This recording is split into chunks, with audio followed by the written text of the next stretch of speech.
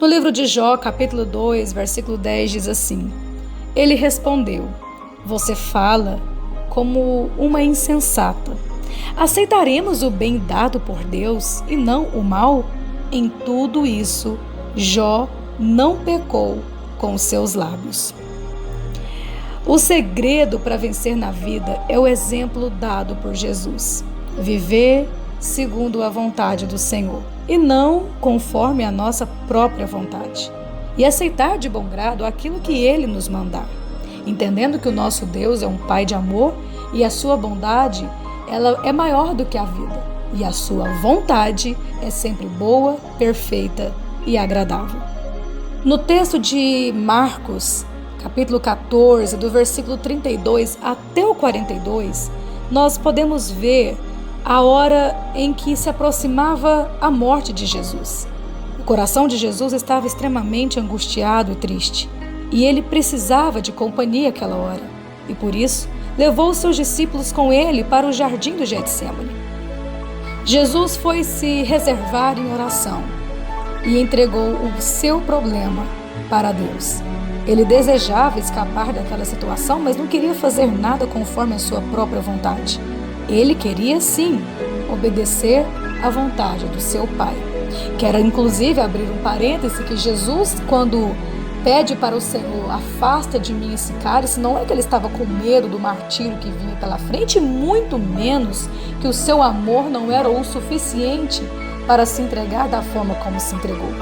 A vontade de Jesus, a aflição de Jesus, a ponto de suar gotas de sangue naquele jardim, naquela madrugada, consistia única e exclusivamente no fato de que para Jesus era inconcebível a ideia de que mesmo por alguns minutos estar separado da comunhão com o seu Pai.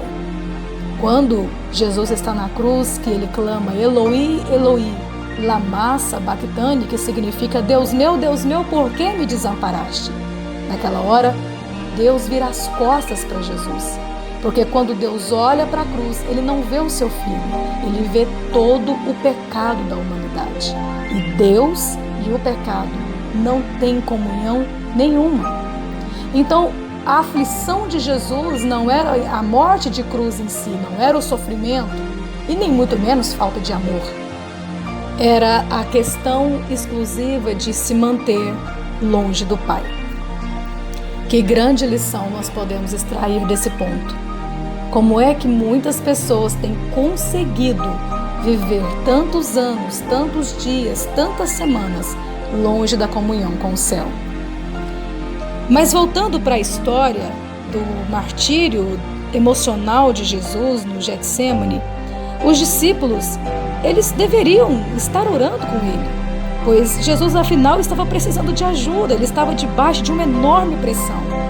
Mas eles não conseguiram vigiar nem uma hora com ele. Contudo, com toda a tristeza e angústia que Jesus estava naquela madrugada, ele se manteve na posição de submeter à vontade de Deus.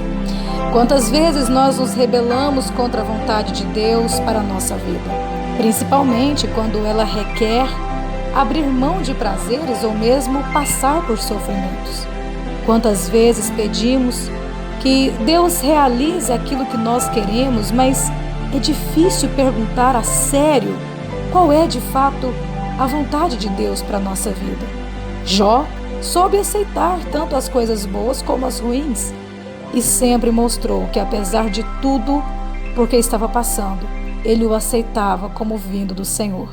Que eu e você vivamos assim. Também andemos sempre de acordo com a vontade do Senhor e não conforme a nossa própria vontade.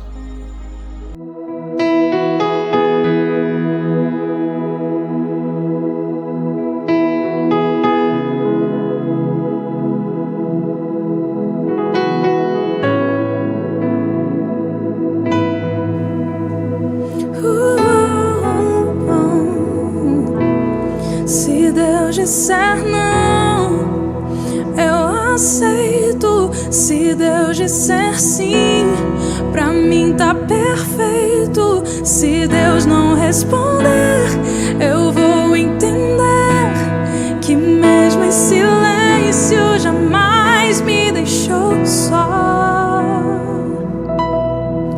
Eu aprendi que não existe dor sem propósito, que pra tudo tem um tempo debaixo do céu. Deus quem fez a promessa, e Ele é quem vai cumprir.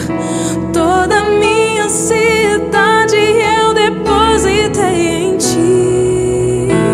Se Deus disser não, eu aceito. Se Deus disser sim, pra mim tá perfeito. Se Deus não responder, eu vou entender que mesmo em silêncio jamais me deixou só. Se Deus disser não, eu aceito. Se Deus disser sim, pra mim tá perfeito. Se Deus não responder, eu vou entender que mesmo em silêncio jamais me deixou só.